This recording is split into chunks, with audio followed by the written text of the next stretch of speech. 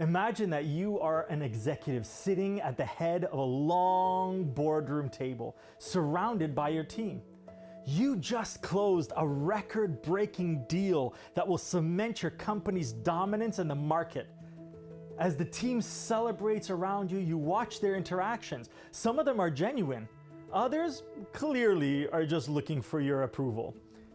You've achieved everything you wanted: the corner office, the power to make decisions that affect thousands of people, and the respect of your peers. Yet, as you drive home that night in your luxury car, something feels missing. Across town, a middle school principal stays late helping the janitorial staff clean up after a water pipe burst in the locker room. In jeans and rubber boots, she mops alongside them, laughing about the day's chaos. Tomorrow, these same staff members would walk through fire for her, not because of her title, but because of moments like this. What if true influence looks nothing like what we've been taught?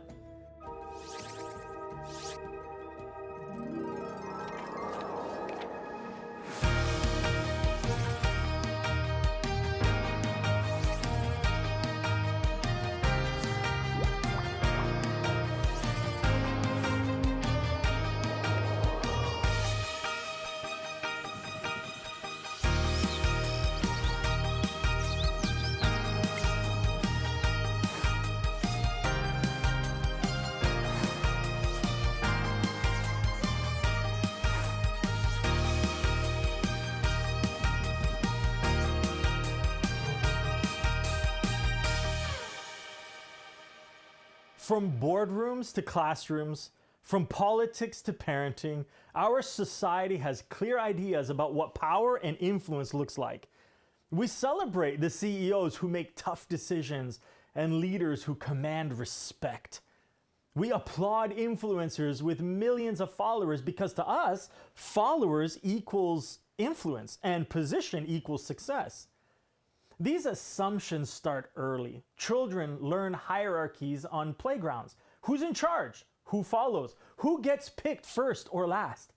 Students absorb the message that success means climbing ladders, not serving people around them. And by adulthood, many of us have internalized the belief that power means having others meet our needs rather than us meeting theirs. Look at how we portray leadership in popular media. The powerful executive with an assistant anticipating their every need. The celebrity surrounded by an entourage. The politician with staff jumping at their every command. These images reinforce the message that leadership is about being served, not serving. Even our language reveals this mindset. We speak of climbing to the top or having people under us. Psychologists have long studied the difference between positional authority, which is power given by title or role, and earned authority that comes through relationship and service. While positional authority gains compliance, it rarely captures hearts or inspires loyalty. The research by Google's Project Aristotle confirms this, finding that psychological safety was the #1 factor in high-performing teams, with teams led by vulnerable leaders seeing a 27% increase in performance compared to those with rigid authority structures. And yet, despite this evidence, we continue to equate power with position rather than influence. And we can see the consequences of this misunderstanding everywhere, from toxic workplaces, strained relationships, and crumbling communities where leadership has become more about control rather than care. What if we've misunderstood the very nature of power? What if the strongest leaders aren't those who demand respect, but those who give it freely? What if true influence doesn't come from asserting authority, but from demonstrating genuine care? What if the path to greater impact requires us to reconsider what strength really looks like? Consider the most influential leaders throughout history who have changed the world, not through domination, but through service. Leaders who understood that genuine influence flows from putting others first, not from using their position to elevate themselves. People like Mandela to Gandhi to Mother Teresa to countless unnamed individuals who lead and have led through humble service every day. We see glimpses of a different kind of leadership and influence, one that turns conventional wisdom completely upside down. This upside down approach to leadership challenges our cultural assumptions about power. Throughout history and across cultures, we find teachings that point to this counterintuitive truth that the path to genuine influence often requires us to let go of our grasp on power.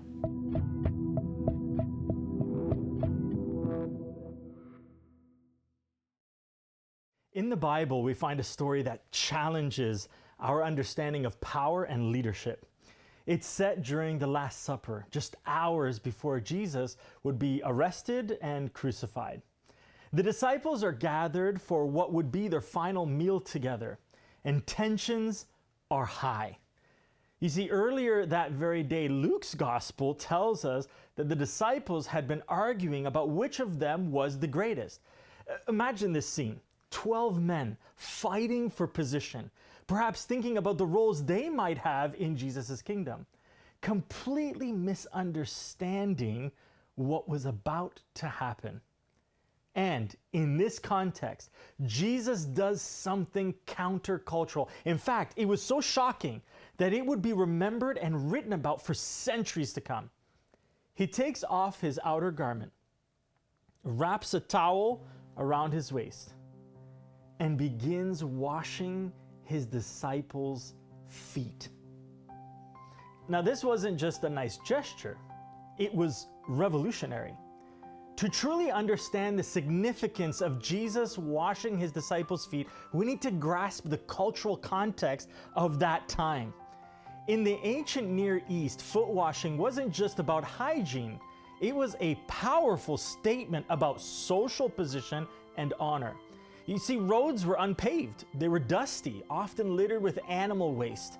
Walking in sandals meant your feet became genuinely filthy. Because of this, foot washing was typically performed by the lowest servant in a household, never by the host or any other person of status. John tells us in verses 1 to 3 that Jesus knew his time had come, that he would soon return to the Father, and that the Father had given all things into his hands. That's John chapter 13, verse 1. This phrase is crucial. Jesus was fully aware of his authority and position. He wasn't suffering from insecurity or trying to prove himself. He was operating from a place of complete security in his identity and purpose. And it's from this place of absolute authority that he does the extraordinary.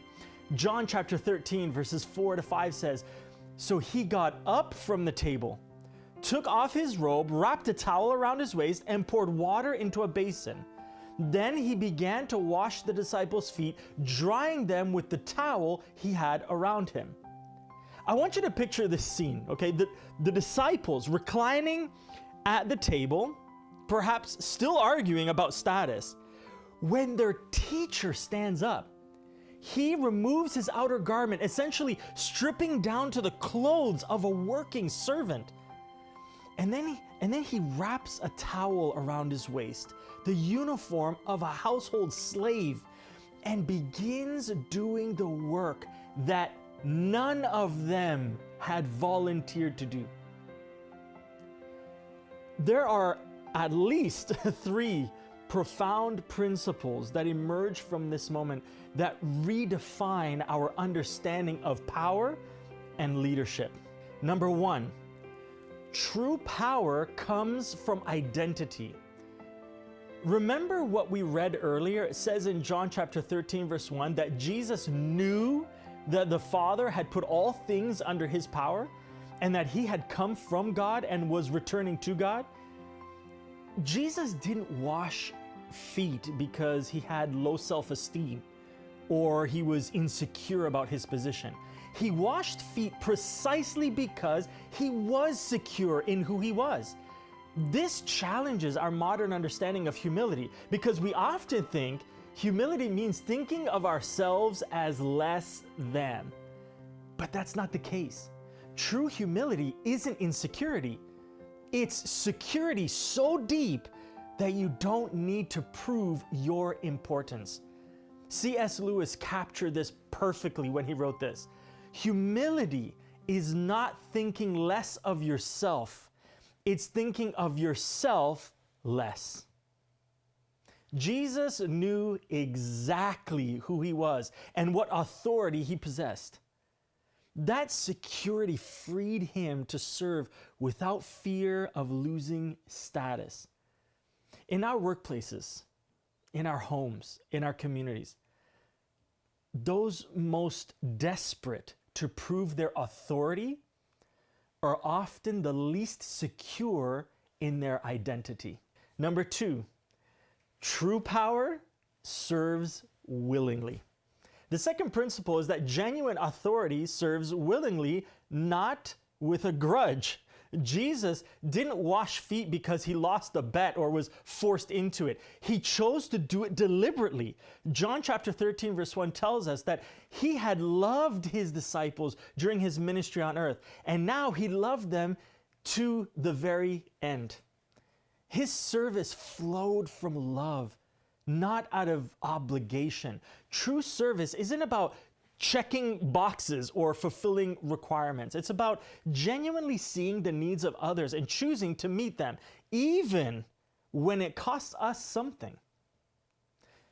Notice that Jesus washed all the disciples' feet, including those of Judas, whom he knew very well would betray him. This wasn't service based on worthiness. It was unconditional, given even to those who wouldn't appreciate or return it. In verses 13 to 14, Jesus says, "You call me teacher and Lord, and you are right, because that's what I am.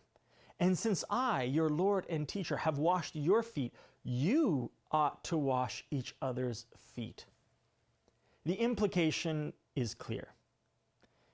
If the one with the most authority serves, then guess what? Service becomes the new standard for greatness. Number 3, true power transforms through example. The third principle is that power and powerful transformation happens through example, not just instruction. Jesus could have simply told his disciples to serve each other. He could have given another parable or given them another teaching about humility. Instead, he showed it to them. He embodied the very thing he was calling them to become. In management theory, we call this leading by example or modeling the way. But Jesus takes it further. He doesn't just model serving alongside his team. He deliberately takes the lowest position to demonstrate that no service is beneath him. Look at Peter's reaction in verses 6 to 8. He says, "Lord, are you going to wash my feet?" Jesus replied, "You don't understand now what I am doing, but someday you will." "No," Peter protested, "you will never wash my feet." Jesus replied, "Unless I wash you, you won't belong to me." Peter's resistance reveals how countercultural this act really was.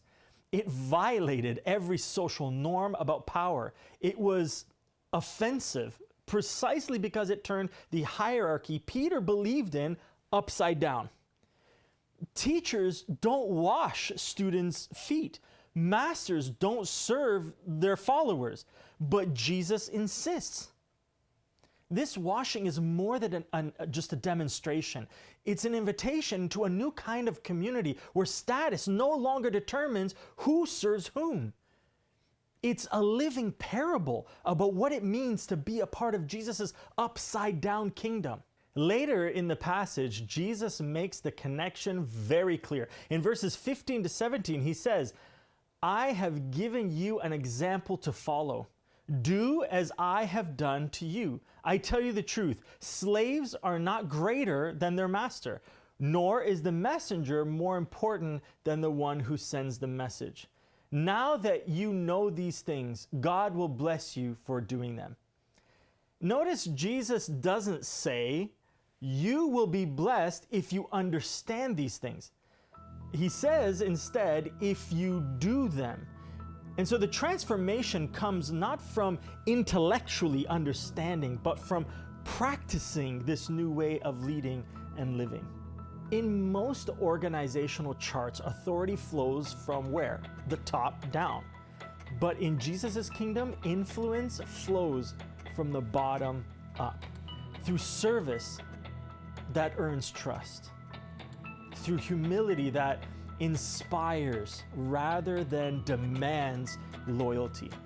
Think about the leaders who have most influenced your life. Chances are, like me, they weren't just people with titles or positions.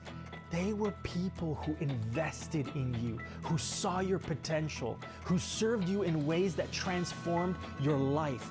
That's the kind of leader Jesus calls us to be, regardless of our formal position or title. Whether you're a CEO or an entry-level employee, a parent or a child, a teacher or a student, Jesus' example of foot washing invites you into a different way of exercising whatever influence you have. It's not about diminishing your gifts or playing small. It's about redirecting your influence and position towards serving others rather than elevating yourself. This upside-down approach to power doesn't just change organizations, it changes hearts. It creates communities where people serve not out of obligation, but out of love and respect. As author Jim Collins discovered in his research in the best-selling book, Good to Great, he says that the most effective leaders are those who possess a paradoxical blend of personal humility and professional will. They're ambitious, not primarily for themselves, but for their mission and for their people. Who is Jesus of Nazareth? Was he truly God, as Christians say he is? And why did Jesus come to earth to die? And how does his death offer us salvation? What happens when I die? Is there really a heaven or hell? These questions and others we answer on our online Bible study platform at hopestudy.ca.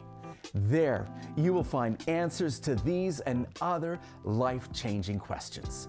If you have any questions, please email us at hopestudy@hopetv.ca. God bless you. See you there. Looking at Jesus' radical example of leadership through service, here are 3 reflective questions to help you discover and practice humble leadership and humble power in your own life. Question number 1, what towels are you unwilling to pick up? Jesus deliberately took up the towel, the symbol of a servant's role. And so reflect honestly on what tasks or roles do you consider beneath you in your workplace, home, or even in your community? What do you find yourself thinking, you know what, that's not my job. I've earned the right not to do that anymore. What service opportunities do you avoid because they might diminish your status or image? What specifically makes you uncomfortable about certain acts of service? Question number 2, how secure are you in your identity? Remember, Jesus served from a place of security, not insecurity. He knew who he was and where he came from. And so consider, how much of your leadership behavior stems from trying to prove your worth or maintain your position? In what situations do you feel most threatened or defensive about your authority? How might greater security in your identity free you to serve without fear? What would it look like to lead from confidence rather than insecurity? True humility flows from a secure identity. When we know we're valued, not for our position, but for who we are, we can serve freely without worrying about how it looks or whether it diminishes our status. And so this week, notice when you feel defensive about your position or role. In those moments, practice reminding yourself of your true value that comes apart from your title or your achievements. And finally, question number 3. Where do you have foot washing opportunities in your life right now? Jesus' act of washing feet addressed a real practical need in his immediate context. And so consider, who around you needs practical support that you're uniquely positioned to provide? What needs in your family, workplace, or community are being overlooked because they're unglamorous? Where could your skills, resources, or position be used to elevate others rather than yourself? What specific action could you take this week to serve someone who can never repay you? The most powerful acts of service often address everyday needs that others overlook or consider unimportant. They're rarely glamorous, but they are profoundly impactful. And so this week, I encourage you to identify one concrete act of humble service that you can perform. Find someone you can serve who cannot advance your interest. Do something helpful without announcing it or drawing attention to it, and notice how it feels to serve without recognition. Remember, this isn't about manufacturing humility or pretending to be less than you really are. It's about redirecting your position toward lifting others rather than trying to just elevate yourself. The paradox Jesus demonstrates is that the path to genuine influence often looks like surrendering our grasp on power. By choosing to serve rather than be served, we frequently discover a deeper, more authentic authority than position alone could ever provide. As you apply these reflections this week, I'd love to hear how this has impacted your understanding of leadership and service. I'd like to invite you to follow More to Life on social media, where you can share your experiences and insights with me and find encouragement for your journey toward healthy leadership. If you haven't already partnered with us as an agent of hope, I want to share with you how you can do so. Pray that these programs will speak to the hearts of people all across Canada. Also, any time that you have to spare in order to volunteer with one of our projects will be greatly appreciated. Lastly, you can make a one-time or a recurring donation. Thank you once again for joining us on this exciting journey of sharing hope across Canada and beyond. In 1961, a young lawyer named Nelson Mandela went into hiding. He was fighting against South Africa's apartheid regime, and authorities were hunting for him. He had a keen ability to evade capture while organizing a resistance. When he was eventually caught, he stood trial facing a possibility of the death sentence. And at his trial, rather than pleading for mercy, Mandela delivered these remarkable words: "I have fought against white domination, and I have fought against black domination. I have cherished the ideal of a democratic and free society in which all persons live together in harmony and with equal opportunities. It is an ideal which I hope to live for and to achieve, but if needs be, it is an ideal for which I am prepared to die." He was sentenced to life imprisonment, and for 27 years, he lived in a small cell, breaking rocks in a lime quarry. When he was finally released in 1990, he emerged not seeking revenge, but reconciliation. 4 years later, he became president of the very nation that had imprisoned him. What's extraordinary about Mandela's story isn't just his political achievement, but his approach to power. When he gained authority, he didn't use it to punish his former oppressors. Instead, he created the Truth and Reconciliation Commission, focusing on healing rather than revenge. He limited himself to a single term as president, modeling the peaceful transfer of power in a region where leaders often clung to authority pretty much indefinitely. Mandela embodied the same upside-down understanding of power that Jesus demonstrated when he washed his disciples' feet, both showing that true leadership isn't about domination and dominating others, but serving them, even those who have wronged you. Both revealed that genuine authority flows not from position, but from character. Today, we've discovered 3 transformational truths about humble power through Jesus' example. First, we learn that true power knows its identity. Like Jesus, who served from security rather than insecurity, we can lead most effectively when we're grounded in who we really are. Second, we saw that true power serves willingly, not grudgingly or selectively. Jesus washed all his disciples' feet, even those of Judas, who he knew would betray him, showing that authentic service flows from love, not calculation. Third, we discovered that true power transforms through example, not just instruction. Jesus didn't just tell his disciples to be humble servants, he showed them what it looked like, creating a visual lesson they will never forget.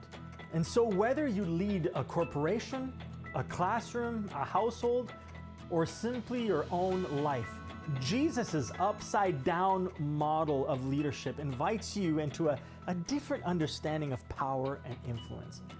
It suggests that there is more to life than climbing leadership ladders or accumulating titles.